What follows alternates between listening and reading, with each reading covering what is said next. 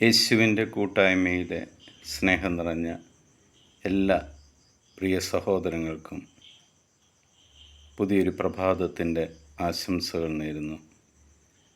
അതിരാവിലെ തന്നെ ദൈവത്തോടൊപ്പം ദൈവവചനം കണ്ടുകൊണ്ടും വായിച്ചുകൊണ്ടും കേട്ടുകൊണ്ടും ദൈവസന്നിധിയിൽ ആയിരിക്കുവാൻ ഈ നിമിഷം ദൈവം നമ്മൾക്ക് ഒരുക്കിയതിന് നന്ദി പറയാം.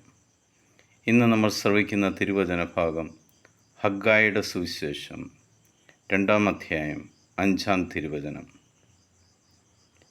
എൻ്റെ ആത്മാവ് നിങ്ങളുടെ ഇടയിൽ വസിക്കുന്നു, ഭയപ്പെടേണ്ട.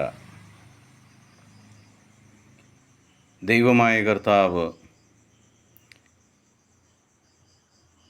ഇസ്രായേൽ ജനത്തിന് നൽകിയൊരു വാഗ്ദാനമാണ്.